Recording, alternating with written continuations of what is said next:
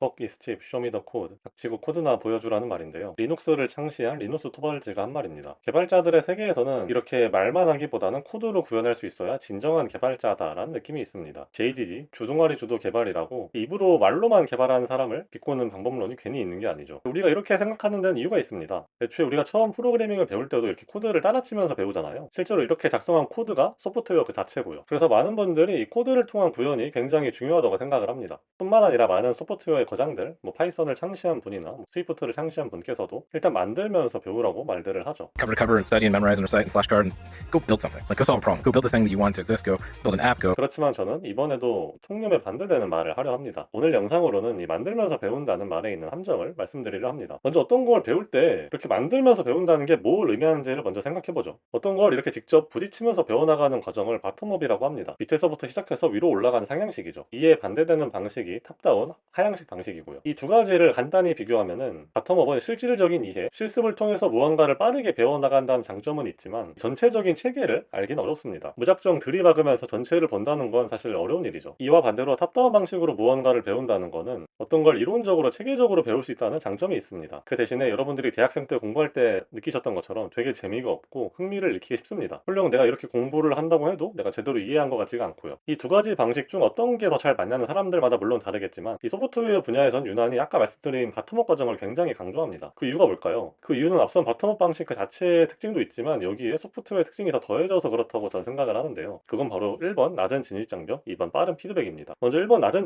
진입장벽은 준비하기 쉽다는 걸 의미합니다. 다른 분야와 다르게 이 소프트웨어 분야는 정말로 우리가 쓰는 컴퓨터 한 대랑 그냥 VS 코드, 이 코드 편집 프로그램만 있으면 뭐 준비가 끝납니다. 뭐 윈도우, 맥, OS 여부도 상관이 없고요. 게다가 요새는 다 오픈소스로 있기 때문에 프로그램을 뭐 구매하는 비용도 전혀 없죠. 이에 비해서 제 학부 전공인 기계공학이나 뭐 화학이나 생명공학 이런 거를 예로 들면은 실습을 하기 위해서 장비들이 굉장히 많이 필요합니다. 화학의 시약 하나가 몇십만 원 하는 경우도 허다하죠. 이러한 환경에서는 애초에 실습을 하면서 무언가를 배운다는 게 불가능한데 소프트웨어 분야는 이 실습을 하기가 너무 쉽고 이러한 이점을 안 살릴 이유가 없다는 거죠. 내가 코딩을 하면서 에러가 뜨는 거를 본다면은 내가 이론적으로 무언가를 배우는 것과는 다른 실질적인 이해를 할 수 있게 된다는 거죠. 이번 빠른 피드백은 아까 말씀드린 이 에러랑 연결이 됩니다. 내 코드 로직에 문제가 생겼을 시 우린 에러를 통해서 이를 즉각적으로 확인할 수 있습니다. 뭐 에러의 원인이 뭔지는 디버깅을 해봐야 알겠지만 최소한 문제가 생겼다는 건 우리는 알 수 있고 이를 빠르게 점검할 수 있다는 거죠. 근데 이에 비해서 생물 실험을 한다고 보면은 실험 하나가 최소 며칠, 몇 달, 심지어는 몇 년이 걸릴 수도 있습니다. 이런 거에 비해서 코드의 실행은 이 결과가 바로 나오죠. 내가 만든 코드가 어떠한 결과를 가져오는지 빠른 피드백을 통해 알 수가 있고 이를 고치는 과정을 통해서 우리는 또 빠르게 배울 수가 있다는 거죠. 이렇게 바텀업 방식의 이점을 더 살릴 수 있는 소프트웨어의 특징 때문에 우리는 흥미를 유지하면서 빠른 시간에 많은 걸 배울 수 있고 이런 이유로 만들면서 배우라는 말이 많이 있지 않을까라고 저는 생각을 합니다. 따지고 본다면 무언가를 처음 배울 때 가장 중요한 거는 이 흥미를 계속 유지하면서 끈기를 가지고 효율성 있게 공부를 하는 건데 이 소프트웨어에서 무언가를 만들면서 배운다는 바텀업 방식은 이 두 가지를 다 충족할 수 있는 방법이라는 거죠. 이렇게 소프트웨어의 바텀업 방식의 좋은 점들을 말씀을 드렸는데요. 여기에는 근데 근본적인 한계가 존재합니다. 바로 좀 더 복잡한 시스템을 만들 때는 쓸 수가 없다는 점이에요. 따지고 보면은 무언가를 만들면서 배운다는 말은 애초에 내가 만들고자 하는 것에 대해서 어느 정도 알 때 가능한 말입니다. 그런 것들은 보통 가벼운 애플리케이션일 때가 많죠. 그리고 이런 애플리케이션 레벨의 소프트웨어들은 그 로직들이 사실 그렇게 어렵지가 않습니다. 뭐 이럴 때 항상 예를 드는 게 블로그인데요. 블로그의 동작 원리를 모른다고 해도 프레임워크 사용법을 약간 알고 있다면은 이 블로그를 만들면서 배우는 게 충분히 가능합니다. 로그인을 하고 글을 쓸 때 DB에 저장을 하고 조회를 한 다음에 화면에 뿌린다든지 이런 과정들 자체가 처음 배울 때는 물론 어려울 수 있죠. 근데 이게 그렇다고 해서 내가 이론적으로 무언가를 막 알아야 되냐? 그런 것도 아니라는 말입니다. 애플리케이션을 만든다는 것도 따지고 보면은 이 아이디어를 떠올리는 게 어려운 거지 이 아이디어가 있다는 가정하에 이걸 만드는 거는 충분히 할 수가 있기 때문에 어렵지 않고 바텀업 접근이 가능하다는 말입니다. 근데 여기서 조금 더 난이도를 높여가지고 복잡한 시스템을 보도록 합시다. 특히 현대 시스템들은 분야를 막론하고 다 복잡한데요. 유정체제, 항공기 제어 시스템, 컴파일러 뭐 이런 공학 시스템 같은 것들을 예로 들면 그렇죠. 뿐만 아니라 앞서 말한 애플리케이션들도 이 규모가 커지면 더 이상 우리가 아는 대로 만들 수가 없고 마이크로 서비스 아키텍처나 뭐 이벤트 드리븐 아키텍처라 해가지고 새로운 시스템이 필요합니다. 그리고 이러한 시스템을 만들기 위해서는 필연적으로 어떠한 이론적인 체계를 알아야 됩니다. 이 체계가 우리가 만들려는 시스템에 적합한지 판단하는 과정을 거친 후에 탑다운 과정으로 만드는 과정이 들어간다는 거죠. 그렇게 우리가 이런 시스템을 만들 때는 이 시스템을 구성하는 이론적인 지식들을 알아야 됩니다. 이러한 구성 요소들을 하나씩 배우는 탑다운 과정을 통해서 말이죠. 그리고 이러한 체계를 배운다는 면에서는 애초에 바텀업 과정을 쓸 수가 없습니다. 여러분 생각해보세요. 만약에 내가 운영체제를 배우고 싶어서 얘를 만들면서 배우는 바텀업 과정을 해본다고 할게요. 내가 C어다랑 운영체제의 최소한의 정의, 예를 들어 운영체제는 하드웨어랑 애플리케이션을 잇는 소프트웨어다. 뭐 이런 정의는 알고 있다고 볼게요. 근데 이 말은 내가 운영체제의 핵심 요소인 인터럽트나 스케줄러, 프로세스 이런 것들을 모른다는 말이거든요. 근데 이러한 이론적인 요소들을 모른 상태에서 내가 만들면서 배운다는 것 자체가 말이 안 됩니다. 아니 내가 만든 요소가 뭔지도 모르는데 내가 어떻게 이걸 만들면서 배웁니까?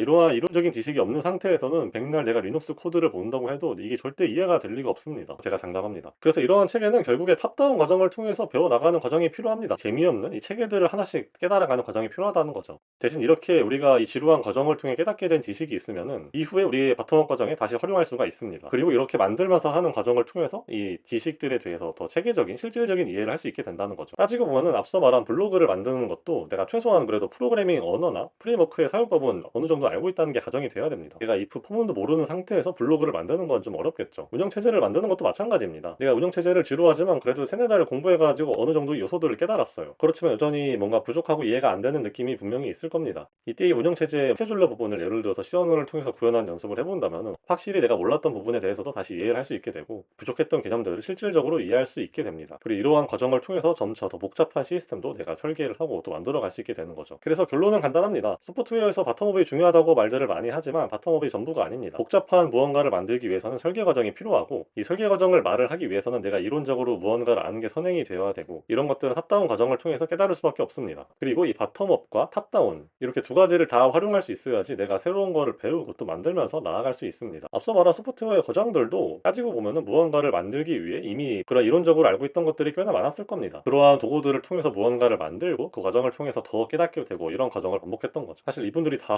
컴퓨터 공학과 출신인데 그러니까 이 사람들이 만들고 싶었던 것들과 우리가 만들 수 있는 것들의 애초에 레벨로가 다르다는 거죠. 그리고 이러한 탑다운과 바텀업의 활용은 인생에서도 크게 다르지 않다고 생각을 해요. 인생에 있어서도 분명히 계획은 필요하잖아요. 어떠한 목표를 내가 이루기 위해서 계획을 짜고 하나씩 처리를 하는 과정도 분명히 필요하지만 또 이렇게 너무 계획만 생각을 해서는 해야 될 일들을 못하죠. 때로는 계획 없이 무작정 시도를 하는 것도 필요합니다. 많은 부자들도 일단 도전을 해보니까 되었다는 얘기도 많이 있고 저 같은 경우도 유튜브 딱히 계획을 하고 시작했던 건 아니었거든요. 물론 이렇게 무작정 하다가도 체계가 필요한 순간이 오는 탑다운 과정도 필요하고요. 만들면서 배운다는 거 되게 좋습니다. 잘 활용을 해야 되고요. 그렇지만 때로는 무언가를 지루하더라도 하나씩 깨달아가야 하는 과정도 필요합니다. 그리고 이를 통해서 내가 한 단계 더 나아갈 수 있다는 점 여러분들도 알아두셨으면 좋겠습니다. 감사합니다.